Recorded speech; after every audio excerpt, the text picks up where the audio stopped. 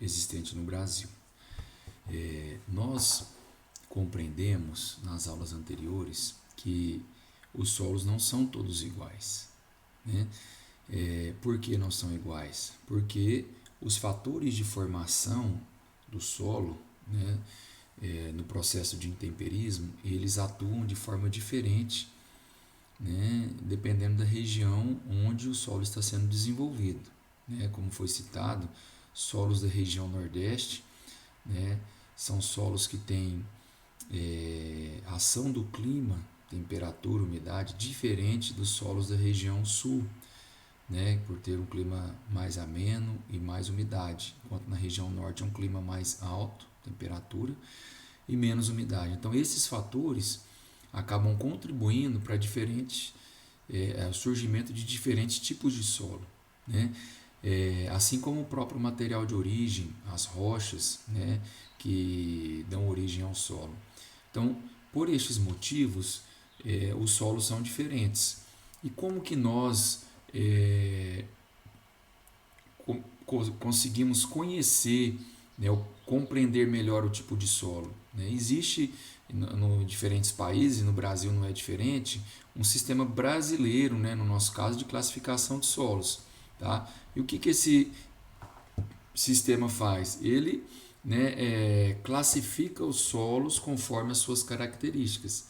Tá? Então, hoje no Brasil existem diversas classes de solo, né, e cada um tem as suas particularidades. Tá? Então, para nós termos uma ideia, esse é o mapa do Brasil, né, seus 851 milhões de hectares.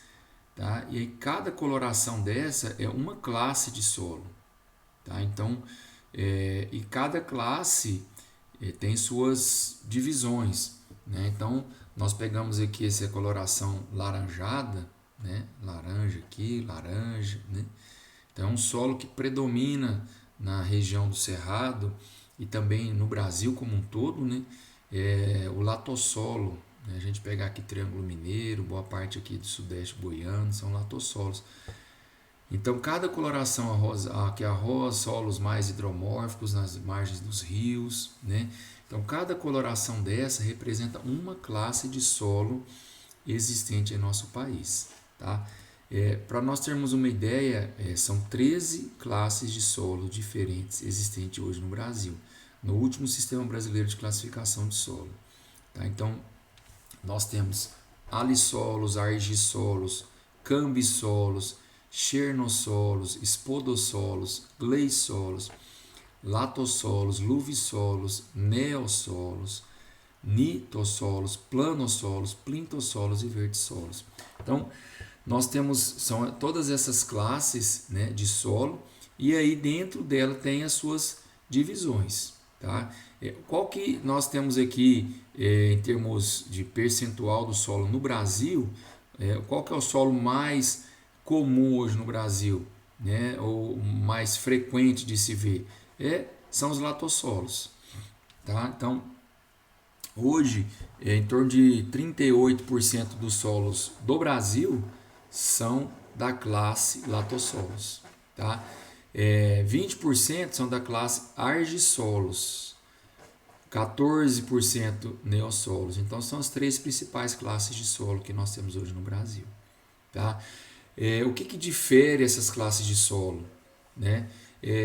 Como os fatores de intemperismo atuam de forma diferente, os solos eles são formados então de forma diferente. Então, os latossolos são os solos mais desenvolvidos, ou seja, os solos onde os fatores do intemperismo atuaram de forma mais intensa.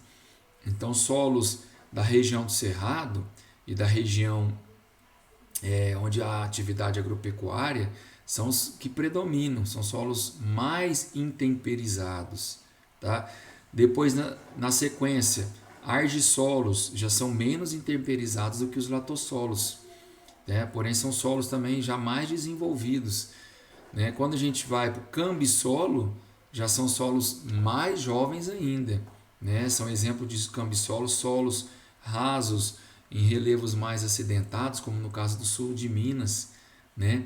Onde a gente vê plantio de café, às vezes de bananeira em morros, ali há a predominância de cambissolos. Tá? E os solos mais jovens, né, que são os neossolos. Tá? Então, neo de novo, né? Neossolo, então solo novo. Então, essas são as classes principais de solos que nós temos aqui na região de Minas Gerais. Mas aí nós temos alguns pontos, né, de outros tipos, né? Então, assim, predomina latossolo, porém, as margens dos represas e rios, nós temos os gleisolos, são esses solos mais acinzentados, né? Podemos ter luvisolos, tá? Então, existe algumas manchas, como mostra aqui nesse mapa, né? Então, assim, predominam os latossolos, né? Mas tem algumas manchas, como mostra aqui, ó, de outras classes de solo, né? Por quê? Por conta da posição no relevo, né? A questão da altitude, clima mais ameno, então o fator do temperismo atua de forma menos intensa. Tá? Então, se nós pegarmos aqui na região sudeste, né? Onde está o estado de Minas Gerais, nós temos aqui 56% dos solos pertencem à classe latossolos, que são esses solos mais intemperizados, solos mais velhos, né? A característica de solos bastante profundos, pouco férteis, mais ácidos. Então, uma característica que predomina nas classes de solo aqui do Cerrado, né? E de Minas Gerais também. Argissolo, né? 20%, tá? Neossolo. Então, nós temos aqui na nossa região, né? Ou na região sudeste, uma baixa participação de vertissolos, né? Que são solos que ocorrem em regiões onde os fatores do intemperismo atuam de forma menos intensa, né? Então são solos de argilas, né, expansivas, né, que tem a característica de compressão e expansão. Não temos participação de plintossolos, luvisolos, tá? Alissolos. Então, por isso nós vamos dar enfoque à nossa aula de classificação de solos a essas principais classes de solo, né? Que nós temos aqui no Sudeste. Então a gente vê que vamos falar um pouco dos latossolos, argissolos, cambissolos e neossolos. São os que predominantemente ocorrem aqui na nossa região. Quando nós falamos de classificação de solo, o Sistema Brasileiro de Classificação de Solo ele prevê essas 6 etapas, né, de classificação. Primeiro que é a ordem, que a ordem é a classe, né? Então nós fazemos lá a classificação, ele é um latossolo, ele é um argissolo, ele é um luviossolo, né? Então tem algumas características que no livro de Sistema Brasileiro de Classificação de Solos, da Embrapa, ele descreve cada um dessas características. Então o que é esperado de se ver no latossolo? Nós vamos falar mais adiante a questão de horizontes, o desenvolvimento do solo. Tá? Então, por exemplo, o latossolo, né, ele tem uma característica que ele tem um horizonte B, que é uma camada do solo bastante espessa, muito desenvolvida. Tá? Então, entra como um latossolo. Tá? A subordem, né, ou subclasse está associado à coloração do solo. Então tem uma carta, né? Na verdade é como se fosse um boletim, chama carta de Mansell, que nós utilizamos para fazer a classificação do solo, a classificação da cor do solo, né? Entraria na subordem. Então, se o solo ele é vermelho ou se o solo ele é mais amarelado, tá? Se ele tem um pigmento mais cinza, um pigmento mais pro preto, né? Então ele entra como, né, a subordem. O grande grupo está associado um pouco às características da fertilidade desse solo, né? Então ele pode ser eutrófico, ou seja, um solo muito fértil, pode ser um solo álico, ou seja, que tem uma grande concentração de alumínio, distrófico, né, que é pouco fértil.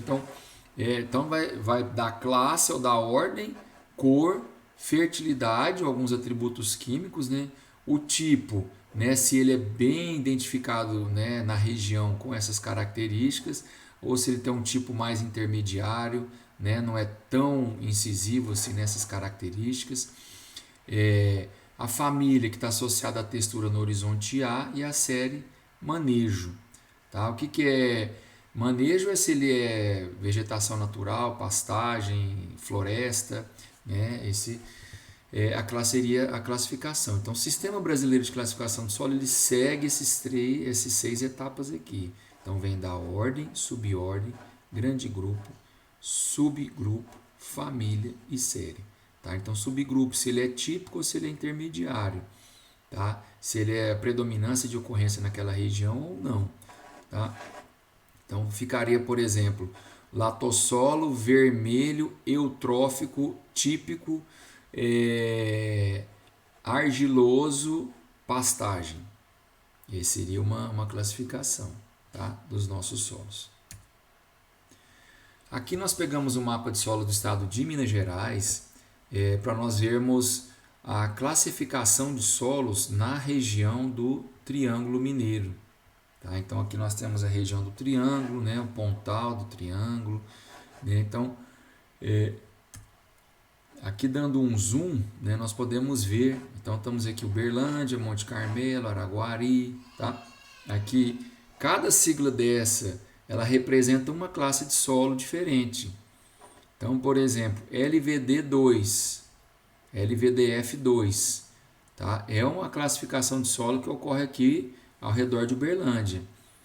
Tá? Então, se nós formos afastando, né, aqui na região do Bom Jardim, no Ribeirão Bom Jardim, nós já vamos ter o LVAD3.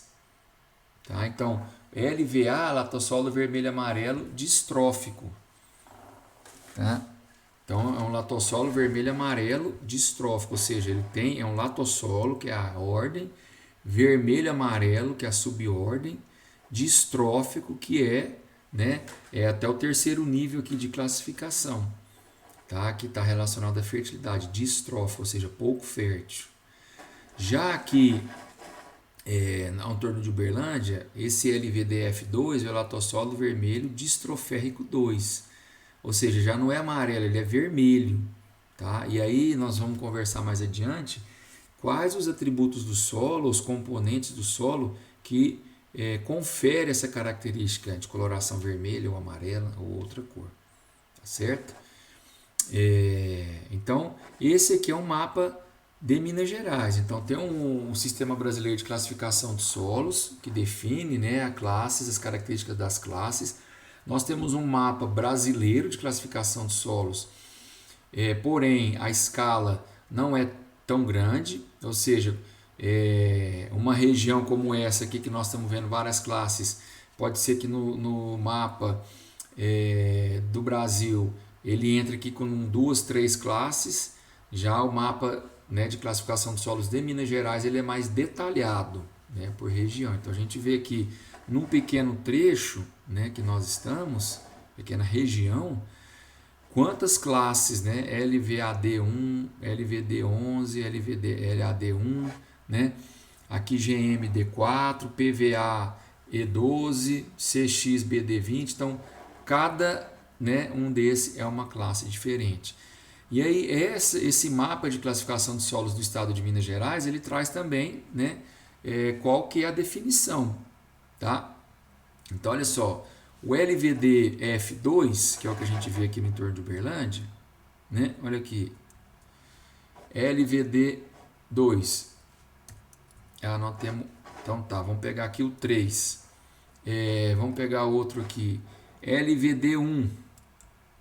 LVD1, latossolo vermelho, né, distrófico típico, né, A moderado, textura média, fase floresta subcaducifólia, relevo plano e suave ondulado. Tá? Então, com essa classificação, mesmo sem ir à área, eu sei que no entorno de Uberlândia nós temos um latossolo vermelho, ou seja, é um solo altamente intemperizado, né?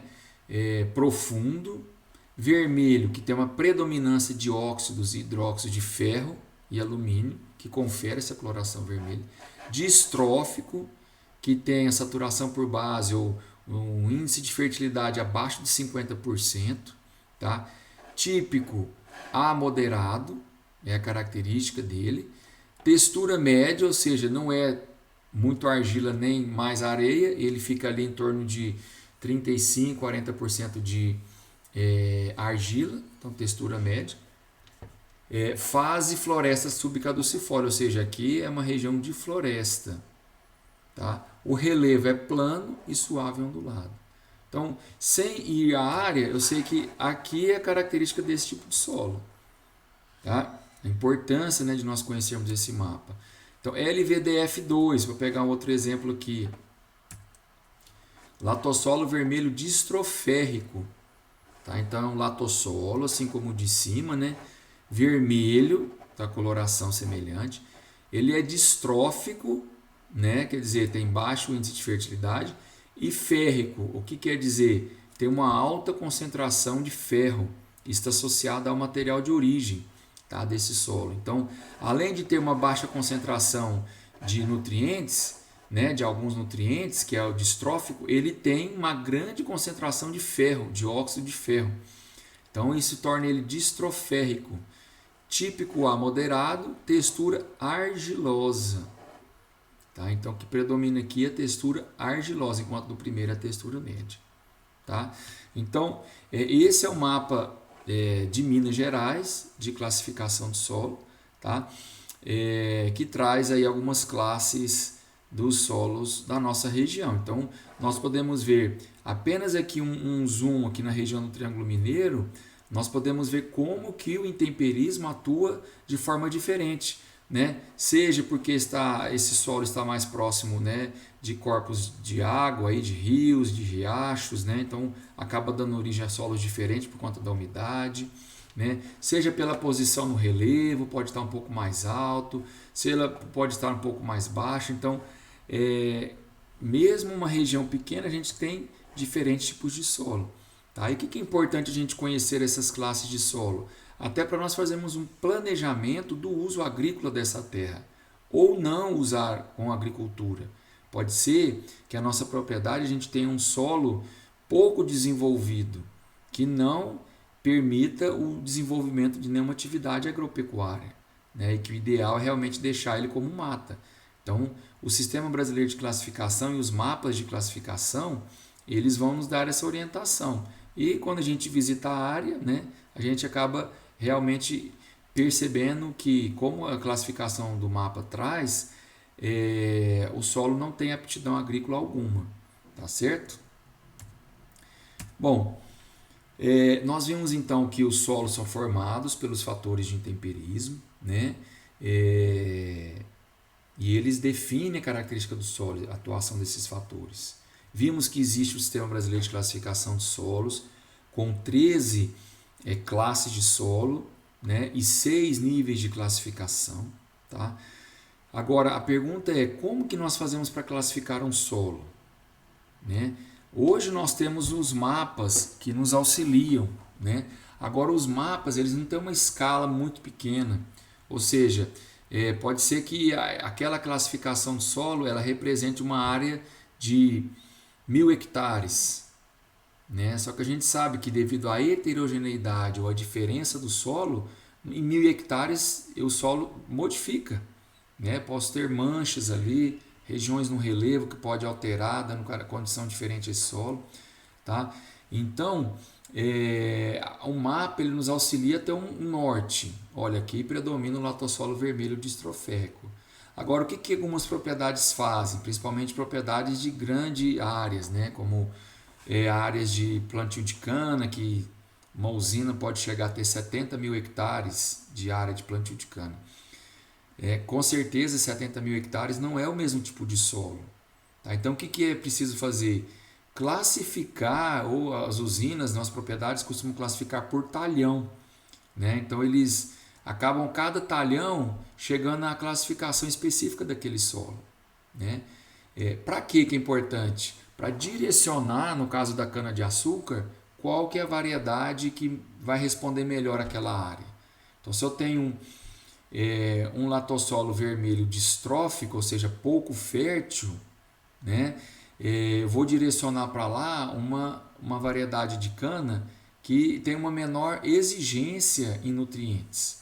Agora, se eu tenho um latossolo vermelho eutrófico, né? Ou nitossolo, que é um solo que tem uma, né, alta fertilidade natural, já vou direcionar aquelas variedades que têm o maior potencial de produtividade, né? Então a classificação do solo nos auxilia nessas tomadas de decisão, tá? Então, como que nós fazemos para classificar? Então, se um dia nós tivermos uma propriedade e quisermos conhecer qual que é a característica do solo, né, nós temos essa condição de fazer, tá? Primeiro passo que nós vamos fazer é abrir um perfil do solo, tá? Isso aí é um perfil de solo, tá? E os estudiosos fazendo aí a classificação, tá? Então, primeira coisa é abrir um perfil, tá? Então realmente é uma trincheira, como a gente pode ver, né? E aí depois de abertura do perfil nós vamos fazer a classificação ou a distinção dos horizontes, tá? Então, vendo aqui a perfil do solo, a definição é a seção vertical através do solo, englobando a sucessão de horizontes ou camadas, tá? Então, o solo ele é constituído por camadas e cada camada tem a sua característica. Então, a crescida do material de mineral subjacente, pouco ou nada transformado pelos processos pedogenéticos, tá? E o manto superficial de resíduos orgânicos. Então, nós temos que entender, existe a rocha, o material de origem, e acima da rocha que esse solo vai se desenvolvendo, ali é uma sucessão de camadas ou horizontes, né? E cada camada ou horizonte tem a sua característica até chegarmos na superfície do solo, né? Onde é o horizonte que é mais trabalhado pelas atividades agropecuárias, tá? Então, primeira coisa, então, abrir um perfil do solo, né? Então, nós vamos ter um talhão de 100 hectares, eu quero classificar o tipo de solo, então vamos abrir um talhão, né? Abrir um perfil, né? Numa trincheira, para tentar identificar qual o tipo de solo. Uma vez aberto o perfil, o que nós vamos fazer? Separar, né, esse perfil, que é essa exposição do solo, em camadas ou horizontes, tá? Então aqui as imagens ilustram um pouco melhor. Nessa imagem aqui da esquerda, nós temos aqui, ó, acima é um horizonte. A gente vê pela coloração, né, coloração mais escura, devido à presença de matéria orgânica, né, raiz das plantas. Então aqui é a área agricultável. Então aqui é conhecido como horizonte A, né, A de antropizado. Antropizado é que é alterado pela ação do homem, né? Então aqui a gente deposita semente, aqui a gente deposita o corretivo, aqui a gente deposita os fertilizantes, né? Então essa área é a área mais alterada devido à atividade agropecuária, por esse horizonte A.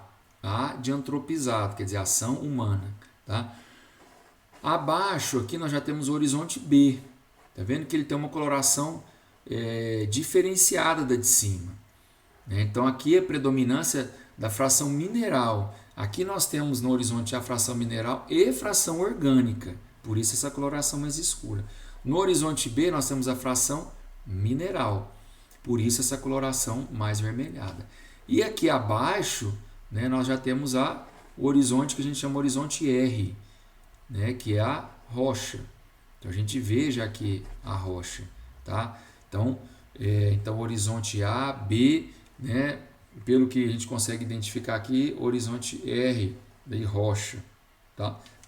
Aqui então é um solo que a gente diria um solo pouco desenvolvido, devido a pouca espessura do horizonte B. Tá? Quanto mais desenvolvido o solo, mais espessa é o horizonte B, como a gente vê a imagem aqui à direita. Aqui um outro tipo de solo, também foi aberto o perfil e exposto aí, dividido os horizontes. Então a gente vê aqui a camada superficial em torno de 10 centímetros, nós temos uma camada mais enegrecida, né, mais escura. Por quê? Devido à presença da matéria orgânica.